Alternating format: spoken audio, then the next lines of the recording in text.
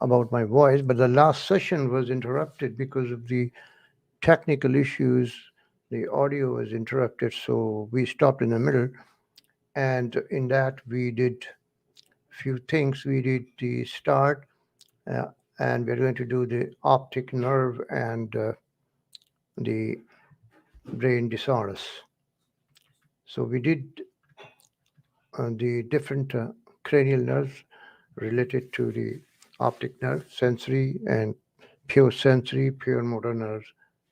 And then we were doing the mixed nerves, and we missed the facial nerve and glossopharyngeal nerve, so that I will add it to the video, the last video, and you can watch it on that. We had to do the Bell's palsy and Ramsay-Hunt syndrome and the muscle supplied by the facial nerve. So all we did the motor and pure motor nerve and everything. And now today we are going to start with the, let's see. So we are left with this facial nerve. So today I skip it over, and now we go to the optic pathway and optic nerve lesions. So each eye is divided into two halves, a temporal half and a nasal half. The temporal half fibers have the nasal visual field fibers, and the nasal fibers have the temporal visual fibers. These temporal visual fiber and the nasal fibers, they pass backwards to the optic chiasma, where the nasal fibers decussate from both sides, whereas temporal fibers, they don't decussate. So if there is a lesion of the optic nerve before the optic chiasma, so what type of lesion it would cause? It will cause complete blindness in the ipsilateral eye, in the same eye here, with loss of light perception. We'll do the light perception later in the program. But if there is an incomplete lesion of this optic nerve before the optic chiasma, say for example that involves the temporal fiber that represents the nasal visual field, what type of lesion it would cause? It would cause blindness in the nasal visual field of this eye. So this is the right optic nerve. So if there is a interruption of the fibers, temporal fibers, so there will be ipsilateral nasal hemianopia like this. So the fibers, they decussate in the optic chiasma and crossover. So the fibers of the temporal side, the nasal visual field, they remain ipsilateral. But that of the other eye, nasal fibers, they cross over and come over to the optic tract. So what happens in the optic chiasma, if there is a lesion in the optic chiasma lesion, because both nasal fibers are decussating, they represent the temporal visual field. So that causes bitemporal hemianopia, or that involves and causes blindness in the right side of the right eye and the left side of the left eye.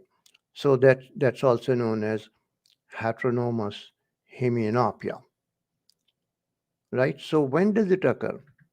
The bitemporal hemianopia. So where is anatomically the optic chiasma? This is the pituitary gland.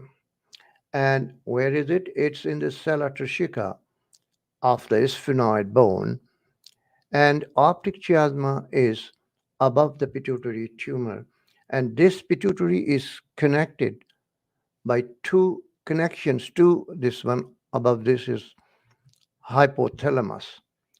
Two tracts, one vascular and other one is neural. The vascular tract is hypothalamo-hypophyseal portal system of veins, like the portal system of the liver.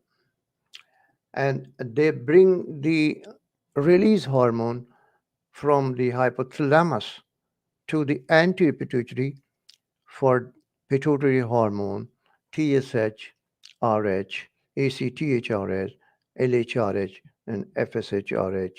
So all these, and they also bring the prolactin inhibitory hormone with it. Whereas the posterior pituitary is connected to the hypothalamus through the neural tract, hypothalamo-hypophyseal tract, and that they bring what type of hormone they bring? They bring the two hormone, oxytocin and vasopressin. Pituitary doesn't make them.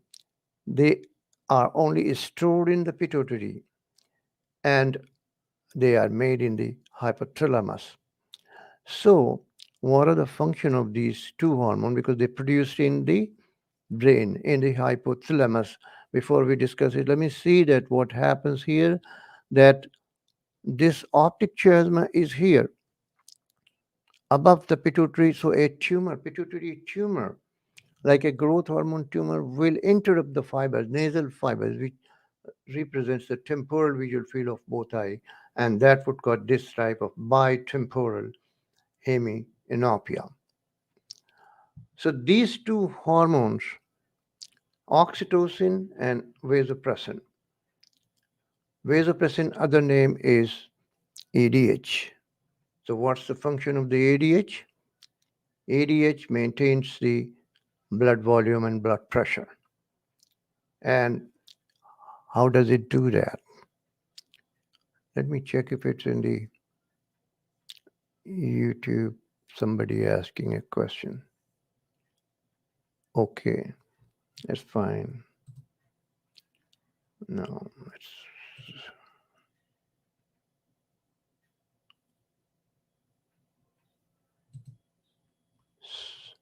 so we were discussing ADH or vasopressin. It causes water reabsorption from the kidney tubules, from the DCT and collecting duct. So in the absence hyperosmolar, and the blood volume will be reduced to less than 200 milliosmoles, osmolality. Okay.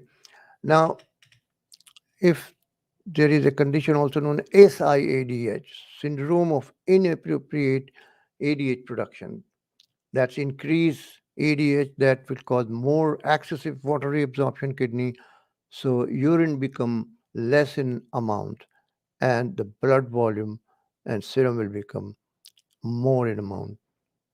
So the osmolality of the body fluids will be decreased. Whereas the other hormone, the oxytocin, has different functions at different physiological states of the body. Normally, oxytocin causes at puberty uh, development of the breast, the ductal development of the breast. But at the time of labor, it causes uterine contraction by increasing calcium in the myometrium, and that causes uterine contraction at the time of labor, and also after the labor, it prevents bleeding. It's also involved in milk ejection at the time of lactation. And how does it do the milk ejection? The suckling baby, when he suckles the nipples, it stimulates the mechanoreceptors. See here, these mechanoreceptors stimulate and produce the oxytocin from the breast, from the pituitary. And that oxytocin acts on the myoepithelial cells of the breast, causing contraction, causing milk ejection. So oxytocin has nothing to do with milk production, but it causes milk ejection. Whereas if you see here that suckling causes a stimulation of mechanoreceptor and it also stimulates the production of prolactin. Here, dopamine is inhibitory to the prolactin. So this mechanostimulation causes prolactin production from the pituitary, and that acts on the milk gland of the pituitary and produces milk synthesis by combining casein and lactalbumin. So what's important about the prolactin is that prolactin is also involved in the LH surge. So if there is an excess prolactin hyperprolactinemia or pituitary adenoma producing excessive prolactin, that inhibits the ovulation because excess prolactin causes or inhibits the LH surge, and LH surge is required for ovulation. So in the if excess amounts of prolactin is present, it causes anovulatory cycle that causes infertility. So excess prolactin is an important cause of infertility. Okay, now let's go back to the optic tract. Let me see. Yeah. Here.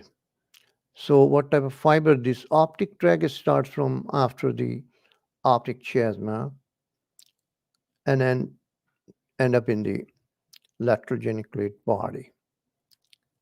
Lateral geniculate body is a part of the thalamus.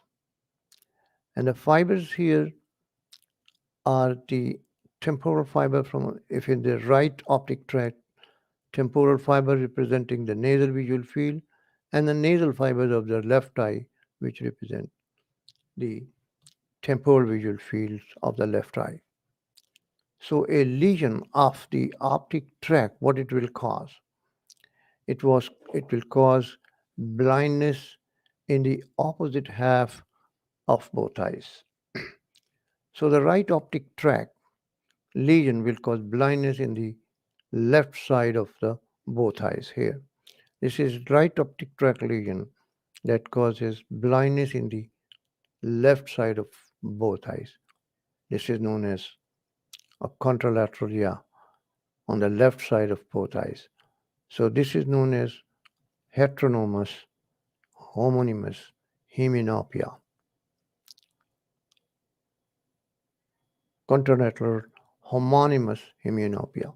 So a lesion of the optic chiasma caused bitemporal hemianopia. That is heteronomous. But this one is homonymous. Left side of both eyes get a blindness in a lesion of the optic tract. So let's move on further. We did this. Let me see if I missed anything. We did this, oxytocin and vasopressin, infertility from prolactin. Then we did the optic tract and the optic tract lesion. This is a blindness in the left side of both eyes. So this is a lesion in the right optic tract. And this one here, blindness in the right side of both eyes. So this is a lesion in the left optic tract that caused right-sided blindness, homonymous hemianopia, and this one, which caused right-side optic tract lesion, hemianopia. Let's move on further. Now, contents, connections of the optic nerve. So the optic nerve, main optic nerve passes through geniclo-calcarine tract to the occipital cortex, visual cortex area 17. The second connection is to the midbrain from the lateral geniculate body to the pituitary tectum in the midbrain, and third one to the hypothalamus that controls the hormones, the emotions, circadian rhythm, and sleep-wake cycle. So let's discuss this pupillary light reflex. So the pupillary light reflex, let me see if I'll give you let's see. I'll give the link so that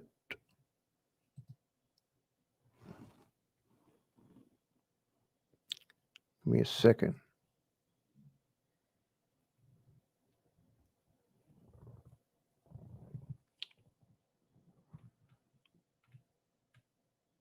Okay, let's give the link. I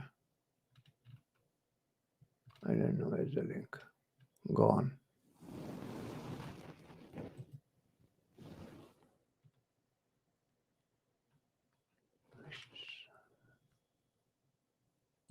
Okay.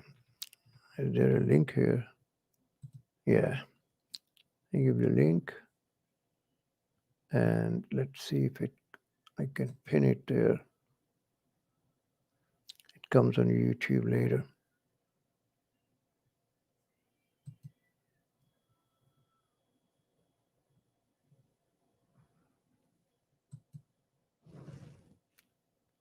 Okay. I pinned it. So you can see, if anybody there, you can see that this on top of the YouTube, there is, it says USMLE exam, and then it says StreamYard. So if somebody wants to connect and discuss, you can join with that, clicking that link. Right? So let's proceed on. Where do we go next? So this pupillary light reflex we're supposed to do now. Let's see. So when you throw the light on the eye, it causes pupillary constriction. So this is pupillary light reflex. It has two arms, a sensory or afferent that is carried by the optic nerve. And then this optic nerve is connected to the midbrain. And from the midbrain, a connection is connected bilaterally to where? To the Edinger-Westphal nucleus of the third nerve. And that carries the motor fibers referent to the back to the eye to cause pupillary constriction. So this pupillary constriction is bilateral because here in the midbrain, the connection is bilateral to both the oculomotor nerve to cause pupillary constriction. So this constriction of the other eye, because the light was thrown in one eye, so the other eye that has pupillary constriction with that is known as consensual light reflex, right? So pupillary light reflex, light thrown here, optic nerve carries as a sensory to the midbrain, to bilaterally to the Edinger-Westphal nucleus, and then through the oculomotor nerve passing through the ciliary ganglion to the pupillary constrictors, causing pupillary constriction in both eyes. So this is the normal pupillary light reflex. We'll do the abnormal pupillary light reflex later on in the program, in the show. And now this is how it causes pupillary constriction. What about pupillary dilator? Pupillary dilators, so these pupillary constrictors are supplied by these two arms. Optic and oculomotor nerve supplies the pupillary constrictors, which are circular fibers, and then pupillary dilators are radial fibers, and they are supplied by the cervical sympathetic ganglia. That means that they cause flight and fright reactions. So this is how pupillary constriction and dilatation occurs. Okay, let's see. Let's move on further. Where is that StreamYard link? Okay. So we move on further. So we did this pupillary light reflex here. And as I already explained it, no light perception when there is. So when this pupillary, there is no pupillary light reaction, as I already earlier told you that this optic nerve section before the optic chiasma will cause absent light reflex because let's see here if it's disconnection here, so this connection to the midbrain is lost. That causes loss of pupillary light reflex in a lesion that involves the prechiasmal part of the optic nerve. Right? Okay, let's move on now. Whereas the lesion, okay, one more thing. Whereas the lesion that occurs after that, like occipital lobe lesion, in that case, the pupillary light reflex is present in macular lesion. Okay? Okay. Now we go to the fundoscopy and ophthalmoscopy. In the ophthalmoscopy, we'll do normal findings and abnormal findings, right? In the normal findings, we will do the optic disc, macula lutea, fovea centralis, and we'll discuss the neuroretinal rim. Whereas in abnormal ophthalmoscopic finding, we'll do the optic disc swelling, cupping, we'll do papilledema, its the stages, clinical features, lab investigations of the papilledema. We'll also do pseudopapilledema, pseudotumor cerebri, and hypertensive and diabetic retinopathy. Okay, so let's just start with the normal finding in ophthalmoscopy. This is a line passing through the center of the eye. About 4 millimeter to the nasal side of this is the optic disc or optic cup, along with the neuroretinal rim. And on the other side, same distance, is macula lutea and fovea centralis. Here, this is macula lutea. In the center is fovea centralis, and surrounding that is a bigger circle, macula lutea. On this side is a white circle like sun in the sky, is the optic cup, and it's surrounded by a bigger circle that's known as neuroretinal rim. And you see the blood vessels over the optic disc, but this part, macula, doesn't have a blood supply lying over it. No blood vessels over here and blood vessels over the optic cup.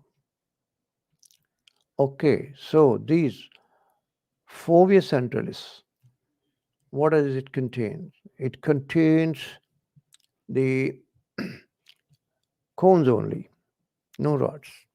It's rods free, only cones, and cones are concerned with bright light, daytime light, sharp vision, whereas macula contains the axons of the ganglion cell layers of the retina. And here on the other side, optic disc. How many parts of optic disc? And these importance of the foveal cone is that each foveal cone, see these blue, red, and green are cones, and in the fovea, each cone is connected to the ganglion here, to the each one is connected to single ganglion, and these in between are the rods here, and this first layer is pigmentary epithelium. And more than 50% fibers of the optic nerve are formed by the ganglion cell layer. Now, optic disc has two parts, optic cup and a neuroretinal rim. The smaller circle in the middle, yellow one, is optic cup. It doesn't have photoreceptor. It's a blind spot. whereas surrounding that is a bigger circle, neuroretinal rim. So, what are the features of the neuroretinal rim is that this rim is widest inferiorly here, then superiorly, then nasally, and the rim is thinnest temporally, right? So, what's optic cupping? Cupping is enlargement of the optic cup. If optic cup enlarges, the rim atrophies, so it gets blindness. You see here, so normal CD ratio for the cup is 0.3 CD ratio, whereas when cup enlarges, the CD ratio increases. See here it's 0.6. Let me enlarge it. Probably I should enlarge it. The cup enlarging, and here the cup completely occupying the optic disc area, and the neuroretinal rim has disappeared, is atrophied, right? And it's the CD ratio is 0.95 compared to the normal of 0.3. But the cup CD ratio in the disc size may vary, maybe small or large. And in a small disc, the CD ratio of 0.3 may be abnormal, but in a large disc, even bigger than this, 0.6 may be normal. So we did the CD ratio. Maximum neuroretinal rim is widest here inferiorly, then superiorly, then nasally, and thinnest inferiorly. So what happens when there is optic cupping? See here, optic disc enlargement cupping occurring. So features, let me see here. The optic enlargement, what are the features that in the normal disc, the blood vessels are almost in the center here. But the cup enlarges here, enlarging. You see the blood vessel moving to a side, and here to this side completely. And they move medially towards the nasal side. This is known as nasalization of the blood vessels. These arterial and venule, they move nasally. So we can say that this is the nasal side and this is the temporal side. And there is a notch in the cup. Not clear here, I show you here. See that? This is a notch here, cupping increasing, the neuroretinal rim decreasing in size. This is causing the blindness here. Okay, now we come to and then we also have splinter hemorrhages here when there is cupping, and this features in the neuroretinal rim that it atrophies. So there are 4 or 5 features. Enlargement compared with the other side, compared with the old photograph. Okay, nasalization of CRA and CRV as the cup enlarges. This is here, the notching is very clear. Let me enlarge it. You see the notching here? Neuroretinal rim notching because of the enlargement. And then we go to there are splinter hemorrhages. So these are the features of in the neuroretinal rim, and when the optic cup enlarges and there is cupping. So the difference between the physiologic cupping and glaucomatous cupping is that this as a stationary, compare the previous old photograph, compare it with the other side. Whereas glaucomatous cupping is very quick, fast. Okay. So now we go to the optic disc swelling and papilledema.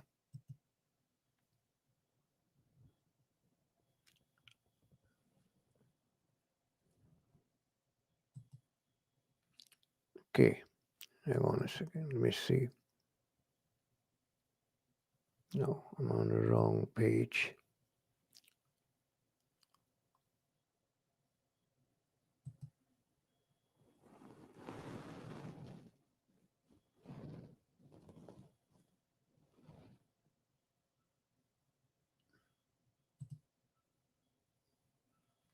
Okay, live with a StreamYard. No.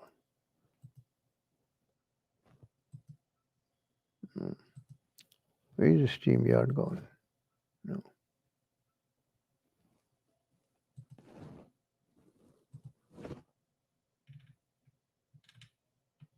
So we are going to start with, I don't see my StreamYard window.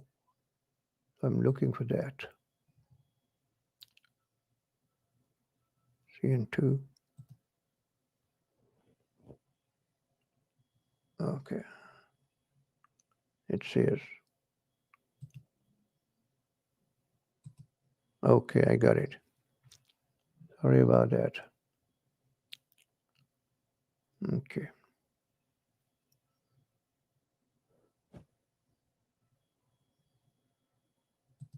Okay, now we start with optic disc swelling and papilledema. A unilateral optic disc swelling occurs in optic disc swelling, whereas in papilledema, the optic disc swelling is bilateral, and number two, there is increased intracranial pressure. So unilateral optic disc swelling and a bilateral swelling in papilledema. That's the difference. And what happens in papilledema? Both sides, both discs, they swell because of the pressure from above, from increased intracranial pressure. So what's a normal pressure, intracranial pressure? The normal pressure is about 7 to 15 millimeters of mercury, and at a pressure of more than 25, the alertness decreases. And if the pressure is more than between 40 to 50 millimeters of mercury, the cerebral perfusion decrease. That leads to loss of consciousness. And how intracranial pressure is measured definitely by transducer placed in the brain. And how to decrease the intracranial pressure? A catheter surgically inserted into the lateral ventricles to drain the CSF. So the features in the papilledema may be acute state of papilledema and chronic. In acute state of papilledema, there are hemorrhages, exudates, and we have venous engorgement, cotton wool exudates, hyperemia. So this in acute stages, if there is acutely developing papilledema, the margins become blurred, okay? Blurring and elevation of the optic margin and enlargement of the blind spot. So acute papilledema causes central visual loss. Otherwise, the chronic one doesn't. It causes peripheral visual loss.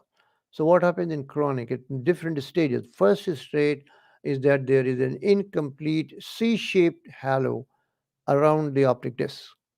C-shape is incomplete at temporal border. And there is elevation of the nasal border, obscurations of the nasal border, okay?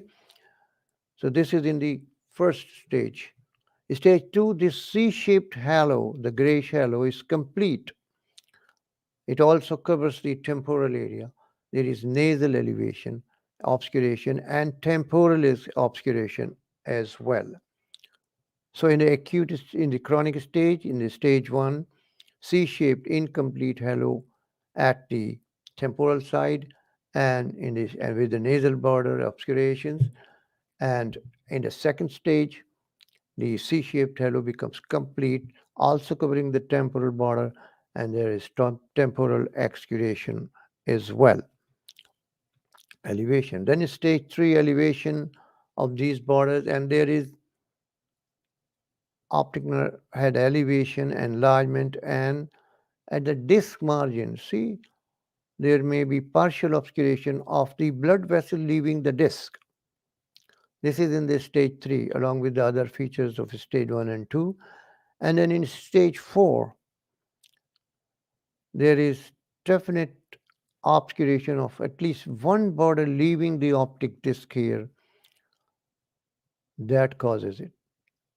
So And then in stage 5. In stage 3, all these feature plus partial obscuration of one or more blood vessels, and stage 4, complete obscuration of one blood vessel, leaving the optic disc.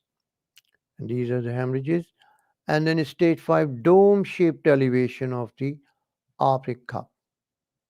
Optic nerve head here, dome-shaped elevation in stage 5. And see this beautiful, this is known as star macula. And this occurs in neuroretinitis in cat scratch, but it may also occur in papilledema and diabetic and hypertensive retinopathy. The star appearance of macula is due to leakage of lipid. Okay, see, it's a beautiful picture here again with a star appearance can occur anywhere. So these are the 4 stages of the papilledema. Stage 1, incomplete C-shaped, let me see back, incomplete C-shaped halo covering the nasal side obscuration, temporal side normal, but in stage 2, the C-shaped grayish halo is complete, also covering temporal side, and there is obscuration of the temporal side. Stage 3, there is obscurations and of the blood vessels, leaving the optic disc. Let me see, where is that? Here, partial obscuration. Stage 4, complete obscuration of at least one blood vessel, leaving this. This is optic, this margin here, leaving that. And then we have star appearance, now clinical features of the papilledema. Maybe it may be asymptomatic or may have headache or peripheral loss of vision. It may cause tunnel vision. So what are the other disorders causing tunnel visions? Like this tunnel vision here, it may be pigmentary degeneration of the retina.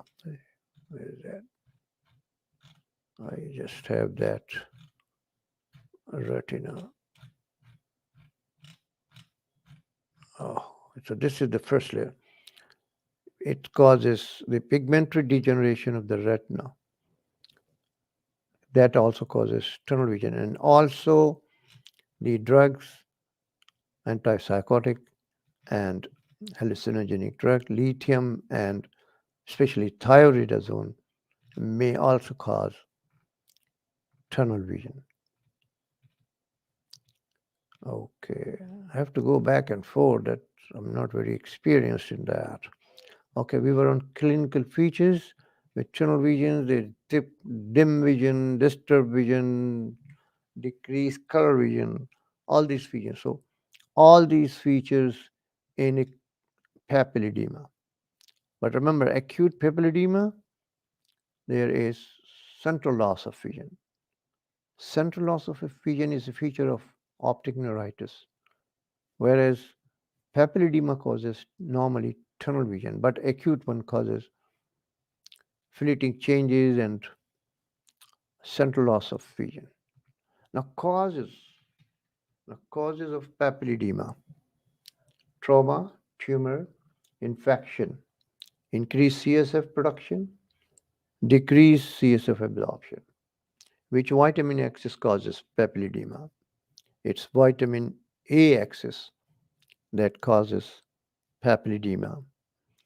Vitamin D deficiency, vitamin B12, sorry, vitamin B12 deficiency causes papilledema.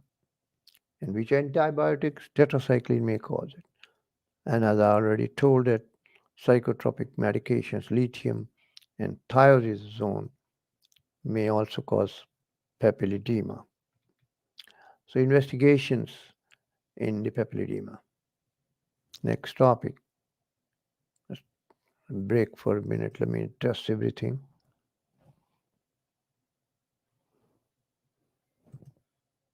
Okay. Okay. Okay, let's go to the investigation of the papilledema.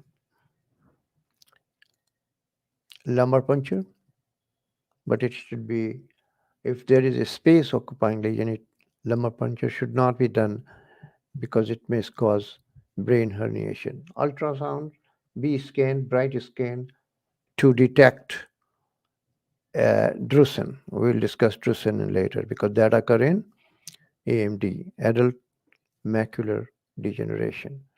Fluorescent angiography, then fundus autofluorescence, we'll discuss it now, and optical coherence tomography. These we'll discuss.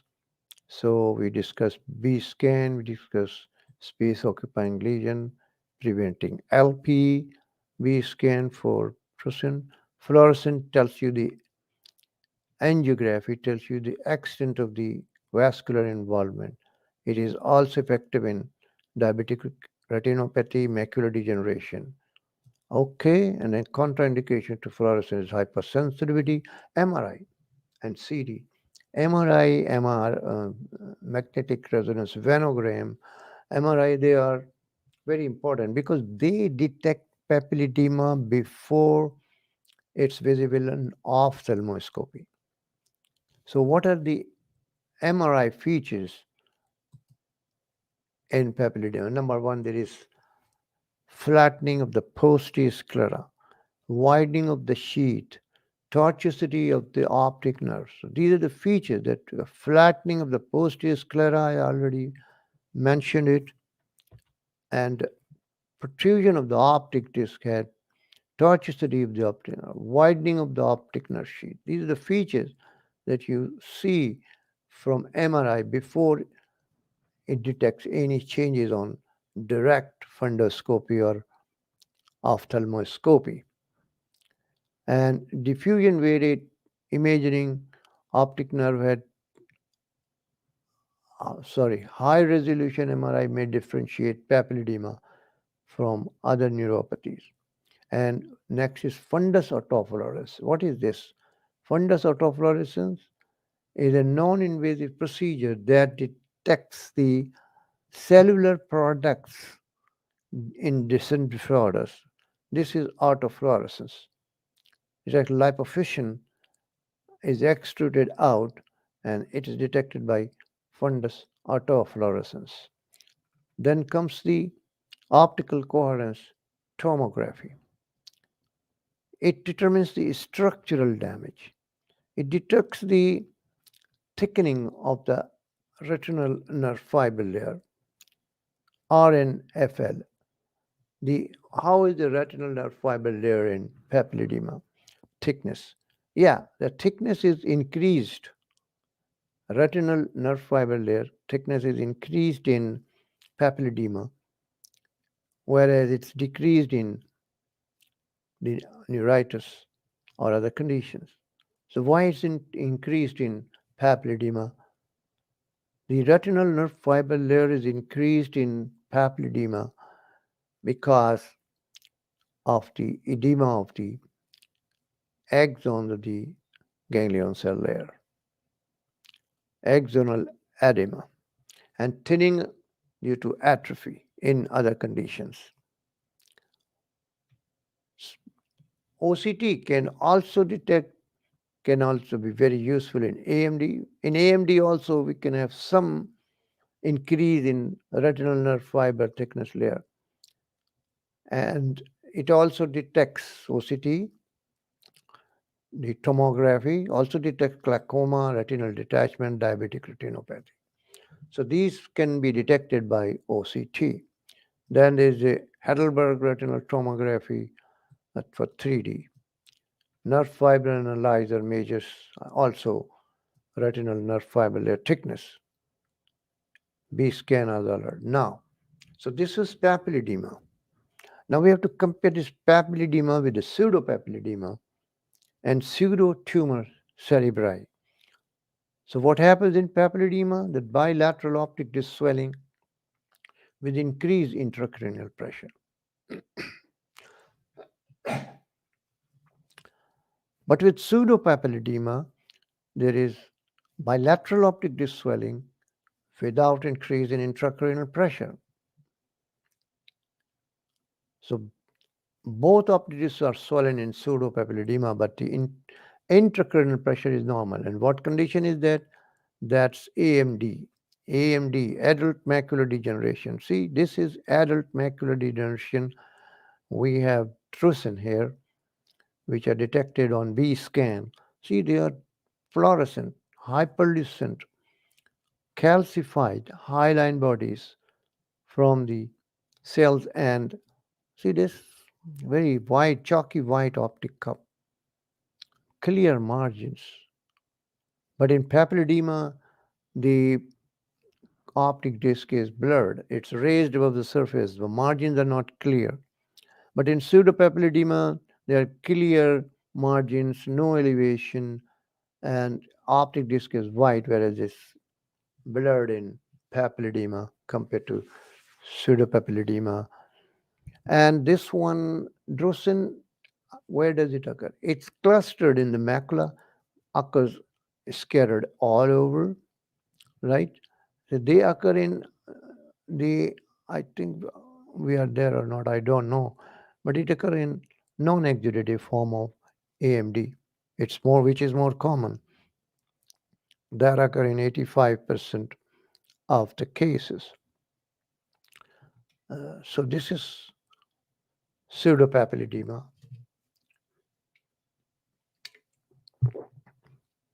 So they are hyperrefractory drusen, and then they are compared with the papilledema. See, this is drusen here, and this is blurred margin, optic cupping, so everything of that papilledema has. So that's the difference between the pseudopapilledema and papilledema. Then we come to the pseudotumor cerebri. So what happens in pseudotumor cerebri?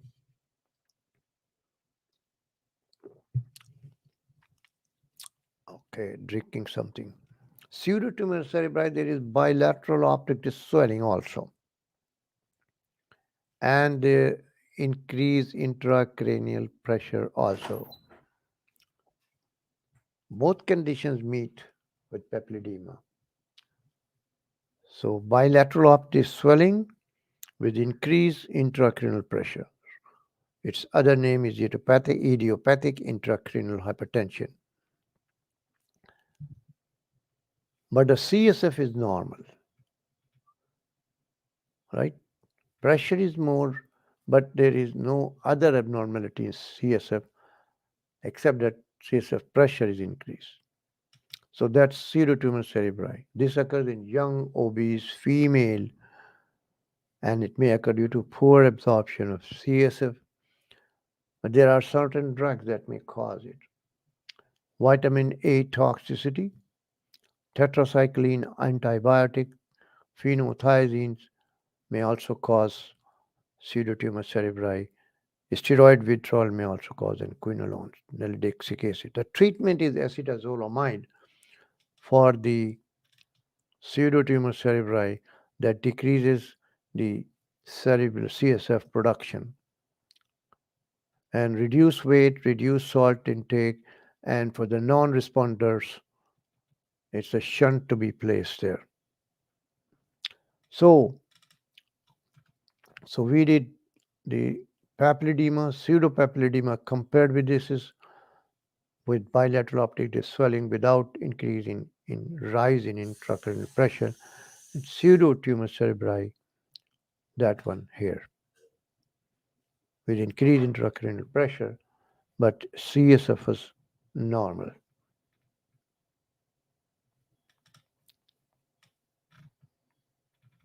Okay, then we come to the hypertensive and diabetic retinopathy. So in hypertensive, let's see the hypertensive retinopathy, we see flame-shaped hemorrhages in diabetic retinopathy in ophthalmoscopy. The exudate, soft exudate and hard cotton wool exudate. Soft exudates are due to infarction of the cells, and hard exudate are due to leakage of the lipids.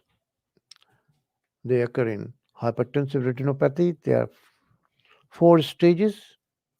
But before that, we discuss because in malignant hypertension, if there is bleeding, right, then the blood pressure should not be reduced precipitously because otherwise it will cause optic disc infarction because of hypoperfusion. So that's important point. And then classification, there are four stages. In stage 1, 2, 3, 4. In stage 4, there occur papilledema along with the features of all the stage 3. And what happens in stage 1, mild, moderate, severe. Stage 1, microorganisms will be seen. Very few changes, micro. Stage 2, moderate, in which you see microorganism and dot block. And stage 3 is severe with hemorrhages. Let me see. With hemorrhages and cotton wool exudates. And stage 4, we have papilledema here, all things. Flame-shaped hemorrhages, hard exudate, cotton wool soft exudate, and papilledema. All the features of papilledema, stage 4. The vascular changes in different stages of hypertensive retinopathy. The atherosclerosis, okay, here it is. Atherosclerosis causes arterial wall injury, vasospasm, thickening of the media, and damage to the intima. So the arteriole, this is looks empty, and venule is the arteriole and vein are in a common sheath. Arteriole is above the venule. So when it gets thickened, it presses on the venule. So the venule looks like detached from distal one, detached from the proximal part. So in different stages of hypertensive retinopathy, these vascular changes occur. So in stage 1, narrowing, arteriolar narrowing, stage 2, AV nipping, stage 3, there it looks like detached, in stage 4 also detached. And copper wire in stage 3 and silver wiring of the blood vessel. See this copper wiring, the last stage. This is due to increased arteriolar light reflex. Then we go to the diabetic retinopathy. It's almost been an hour. We'll do 1 hour today. So let's finish this diabetic retinopathy, proliferative and non-proliferative. Proliferative occur due to proliferation of the blood vessels, the last stage. And whenever the retinal ischemia occur, it produces VEGF, vascular endothelial growth factor, right? That, what does it cause? The vascular endothelial growth factor causes new vascularization, production of new blood vessels to perfuse the non-perfused area. But unfortunately, let me go to the picture of proliferative one. Here it is. But these blood vessels are abnormal, thin, they bleed, right? They rupture, they bleed, they fibrose, the scarring occur, and that scarring decreases the vision, causes visual loss. So this is what is the fourth stage I described before others. And then 3 stages. Stage 1, let me see. Stage 1, mild stage, microorganism. Stage 2, moderate, microorganism and blot dot hemorrhages. In stage 3, diabetic retinopathy is 4 to 1 rule. 4 is microorganism and hemorrhages in all the 4 quadrants. 2 Two is the venous beading. Venous beading in at least two quadrants. And what's venous beading?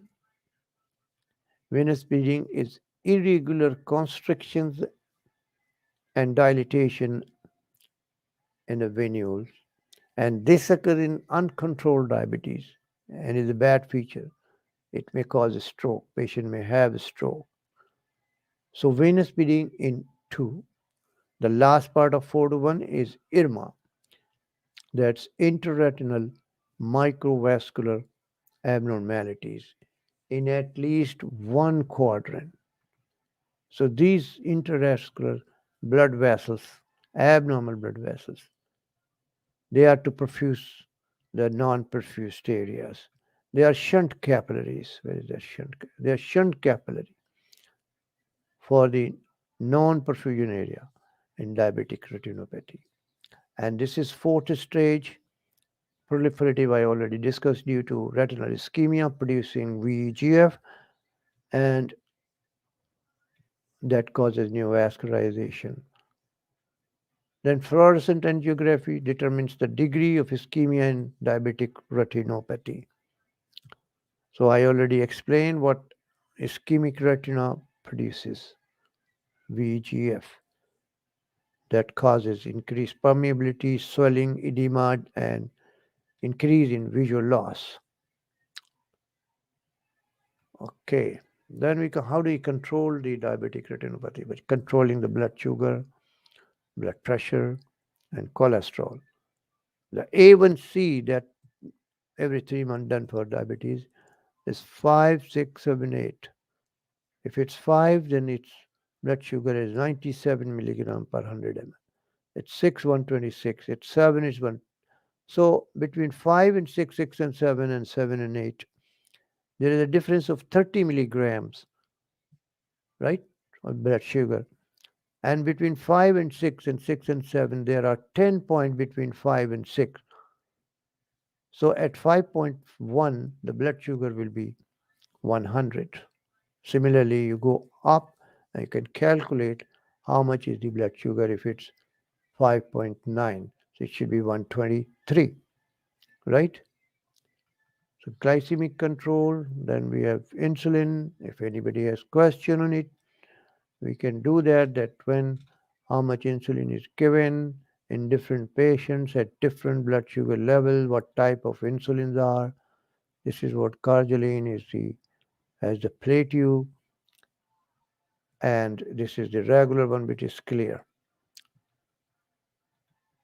And to those who are resistant to insulin, their dose is exceptionally more, and it's 1 to 2 units per kg per day. In obese, overweight patient, may be given 200 to 300 units a day. But normally, you don't give an insulin up to 140, because how much insulin, 1 unit of insulin reduces the blood sugar. 1 unit of insulin reduces about 25 to 30 milligram of blood sugar. Let me see, where is that? So if the blood sugar is 170, the patient will be given 1 unit. For 200, the patient will be given 2 units of insulin. So the 300, so minus 150, it's 150 extra. So 6 units for the 300 blood sugar.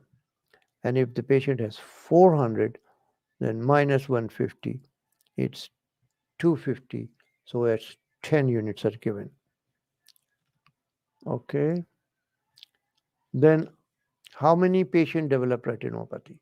5% in 25% in 5 years, and almost 100% in 20 years they develop retinopathy, right? And most common complication is retinal detachment and visual loss, and the drug treatment, of course, control of diabetes, and anti-VEGF drug, anti-vascular endothelial growth factor drugs. They are monoclonal antibodies Examples are pegaptinib, aflibercept, and ranibizumab. It may be given intravitreously injection. So, what are the effects of anti-VEGF drugs? They regresses the neovascularization, regresses the macular edema, and decreases the visual loss.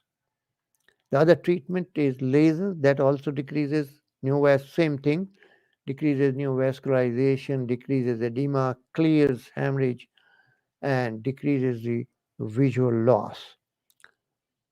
So these are the features here with the laser surgery treatment, with the anti-VEGF treatment for diabetic retinopathy. But this laser treatment is not effective in advanced cases of diabetic retinopathy. So what to do with severe maculopathy? Steroid eye implants are given in severe diabetic maculopathy when laser doesn't work, right? And eye surgery to remove any clot, scar tissues, vitrectomy is also helpful. So, which drug prevents or slows down the diabetic retinopathy? It's metformin. Metformin slows down the diabetic retinopathy. It's a biguanide. And how does it act? It increases the activity of AMP kinase that inhibits the gluconeogenesis because gluconeogenesis increases the blood sugar. So once it stimulates the AMP kinase that inhibits gluconeogenesis, metformin decreases the GI absorption of glucose. Metformin decreases glucagon production. Glucagon is hyperglycemic by increasing cyclic AMP. Insulin is hypoglycemic. Glucagon is hyperglycemic. Metformin also increases the peripheral utilization of glucose. It increases the entry of glucose into the cell, but it does not have an effect on pancreas to increase the insulin production. All these effects are peripheral. Okay, let's move on further. And how much the metformin reduces the blood sugar? It has no effect on in pancreas, and it lowers the A1C by 1.5% at maximum dose. Okay, so it's 7, it brings it to 5.5. Okay, so we end up here for today. If somebody is interested in any question, they can join the StreamYard. Let me see if there anybody in the StreamYard. And right, okay. There is a link on the top of this YouTube, you see. You can click that link to get in and have a discussion. Okay, let's do that.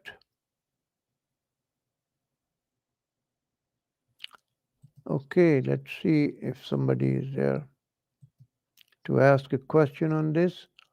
Papilledema, pseudopapilledema, pseudotumor cerebri, neuroretinal rim, optic disc cupping, all these features, diabetic retinopathy, hypertensive retinopathy, we did everything, all the stages of hypertensive retinopathy and diabetic retinopathy, important features in them. So, okay, let's repeat before we go. What did we do? Let me see. So, today, let me go back. What we did was that we started with the optic nerve features. Let's see. This one we did earlier. Okay, so this is the optic nerve. We started here. Each eye divided into two halves, right and left, temporal and the nasal. And the temporal fibers carry the nasal visual field, and the the temporal visual field, and then this passes backwards to the optic chiasma, where nasal fibers they decussate. That represents a temporal visual field. So a lesion here at optic chiasma will cause bitemporal hemianopia, a lesion on the right side of the right eye and the left side of the left eye, or heteronomous hemianopia. Then in the optic tract, we did said that a lesion in the optic tract will cause blindness in the opposite half of both eyes. So a lesion of the right optic tract causes blindness in the left side of both eyes. Homonymous hemianopia. So we did up to here, and we we didn't go beyond this. So a lesion over, because these fibers are from the right eye temporal fiber, which is nasal visual field, and the left eye nasal fiber temporal visual field. So the lesion will cause bitemporal, because all this is the temporal fibers here in the optic nerve.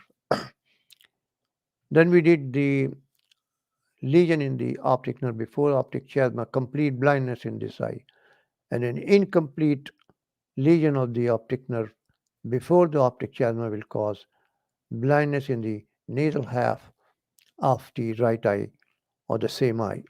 So here. So these are lesions, and then we did the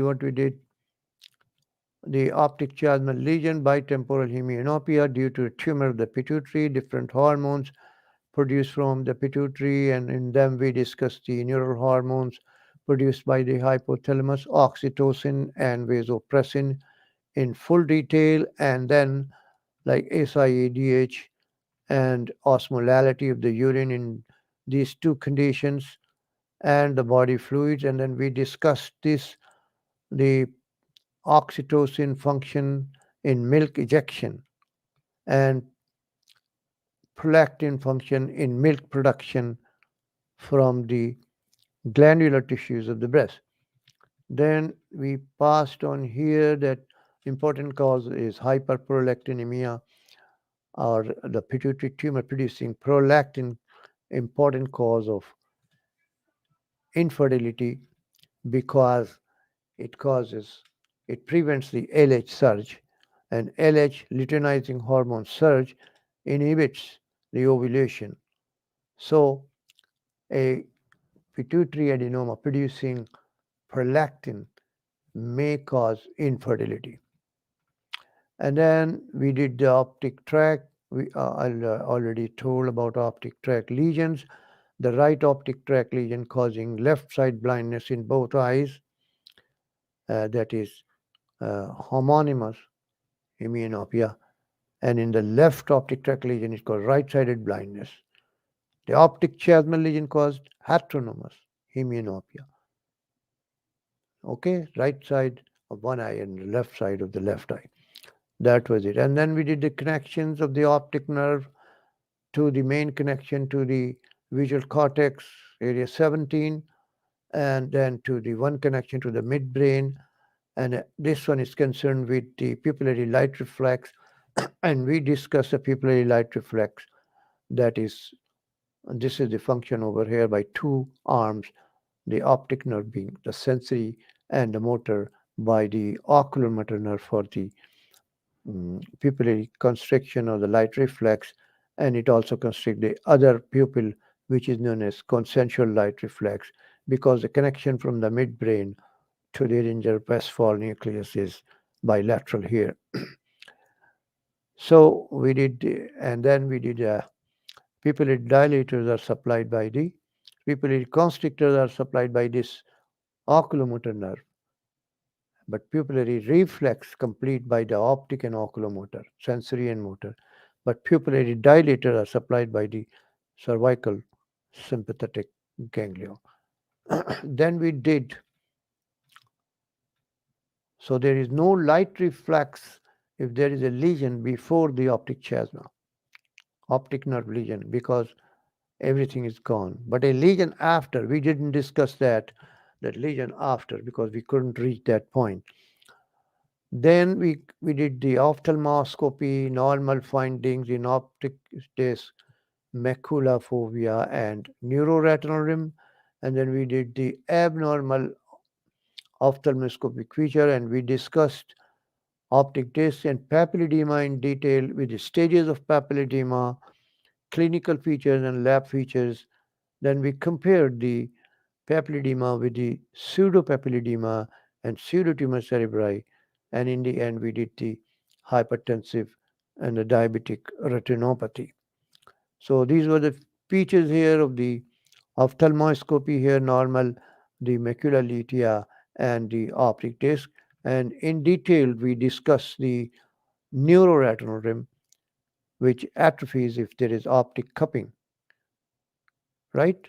And we discuss the different features of the neuroretinal rim when there is cupping.